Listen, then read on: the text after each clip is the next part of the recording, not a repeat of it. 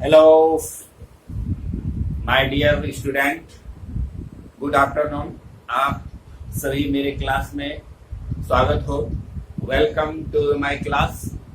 तो बिना देर किए मैं शुरू करना चाहता हूँ। आज एक नया चैप्टर मैं स्टार्ट कर रहा हूँ। इसके लिए आप तैयार हो जाइए, किताब कॉपी निकालिए और तैयार हो जाइए।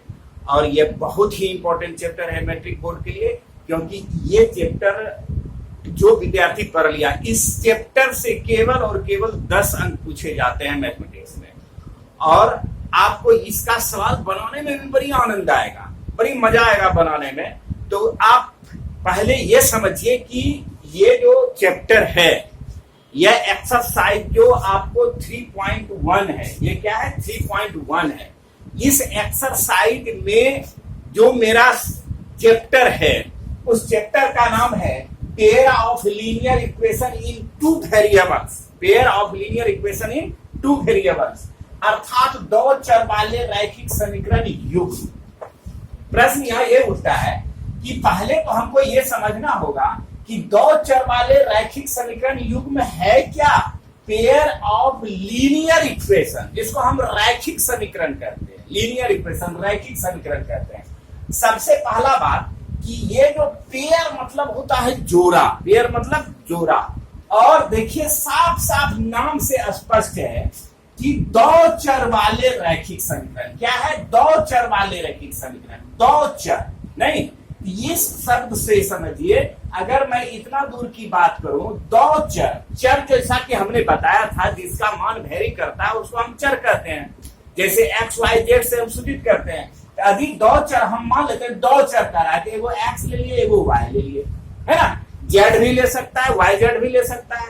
अब कहता है दो चर वाले, यहां तक का बात हो गया। दो चर वाले, तो दो चर हम ले लिए, दो चर वाले। अब कहता है रैखिक समीकरण। क्या कहता है? रैखिक समीकरण। हमने बताया था कि जिस बहुपद में चर x पर घात 1 हो, पावर 1 हो, उसको हम कहते हैं रैखिक समीकरण, या उसको कहते हैं एक घातीय बहुपद भी कहते हैं।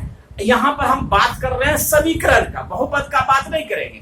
सेम जस्ट लाइक जो बहुपद आप देख रहे हैं, उसी बहुपद में यदि इक्वल टू 0 कर देते हैं तो वो मेरा बन जाता है समीकरण।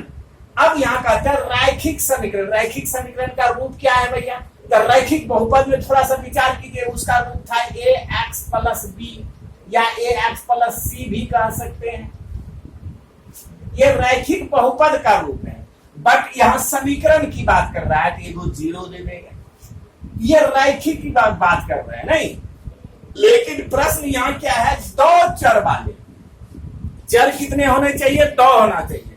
तो हम तो ये लिखे हैं एक चर वाले, तो हमको 2 चर चाहिए। तो 2 चर के लिए हमको x और y दोनों लगाना होगा। अर्थात कह सकते हैं ax plus B Y plus C equal to 0। अर्थात ये जो देख रहे हैं x और y 2 चर हो गया नहीं। और रैखिक इसलिए हुआ कि यह एक घातीय है। रैखिक मीन्स क्या होता है? इसको क्या कहते हैं? इसको क्या कहते हैं? एक घातीय। अर्थात यहाँ x पर कितना पावर है? 1 है।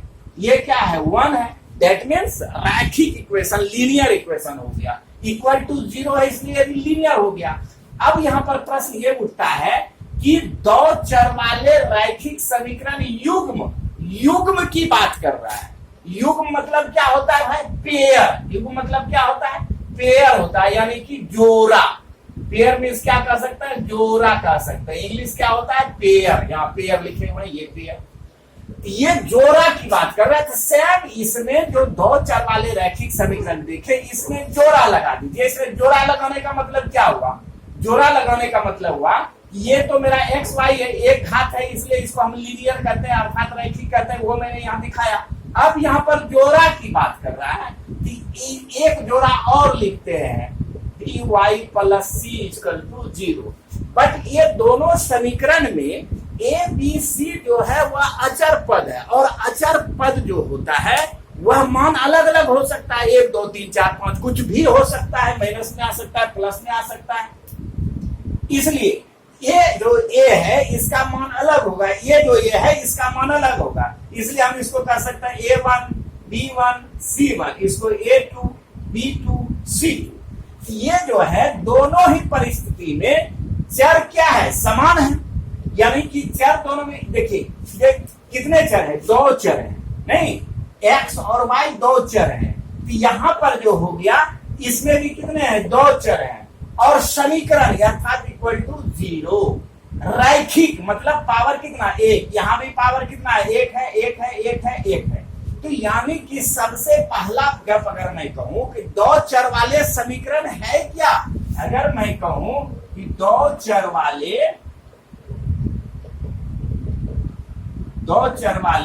समीकरण की मैं बात करूं तो मैं इसका सीधा सीधी कहूंगा कि यदि ax plus by plus c equal to 0 हो तथा या जहां a b और c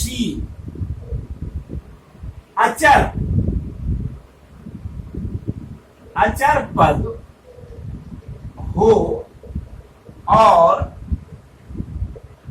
a is not 0, b is not 0, है ना, a is not 0, b is not 0 हो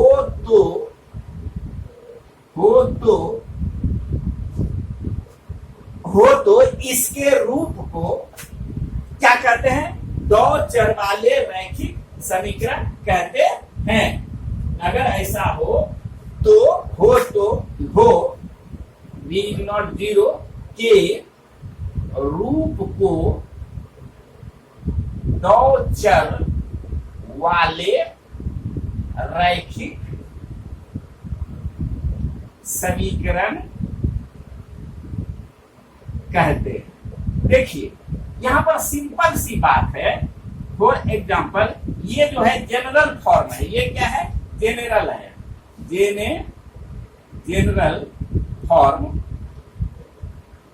जनरल फॉर्म हो गया इसका क्या, जिसको हम मानक रूप कहते हैं, हिंदी में क्या कहते हैं, इसको मानक रूप कहते हैं। ये हो गया ax plus by plus c equal to 0। यानी कि यहां पर जो प्रश्न उठता है मेरा, यहां जो प्रश्न उठता है मेरा, दिखाई दे रहा है, यहां जो प्रश्न उठता है मेरा कि ये एक्चुअल में ये जो देख रहे हैं कि इस पर चर एगो है, यानी कि घात एक है एक्स वाई पर, इसलिए यह हो गया रैखिक। यानी कि एक एग्जांपल के तौर पर मैं आपको अभी समझाऊं, एक सिंपल एग्जांपल के तौर पर समझाऊं कि मान के चलिए कि अगर मैं कहूं कि भैया, जैसे कि आपको एक फिर सिर्फ समझाने के लिए हम बात कर रहे हैं, जैसे अगर मैं कहूं कि 2x प्लस 4 इक्वल टू 0, नहीं, अगर मैं कहूं 2x प्लस 4 इक्वल टू 0, अगर मैं ऐसा कहता हूं, दिखाई नहीं दे रहा है, लीजिए दिखाई देने लगा। अगर मैं कहूं 2x प्लस 4 इक्वल टू 0, तो इसका मतलब यह होता है कि थोड़ा सा पिक्चर खराब हो गया था, हाँ, अगर मैं कहूं ये, इसका मतलब क्या होता है कि देखिए इसमें चर कितने हैं, एगो है, क्या क्या वो चर है, एगो है, और तो कुछ नहीं है, लेकिन इक्वल टू 0 है, इसलिए इसका नाम क्या होगा, एक चर वाले, क्या नाम होगा, एक चर वाले, पावर कितना है, एक, रैखिक हो गया, रैखिक समीकरण, है ना।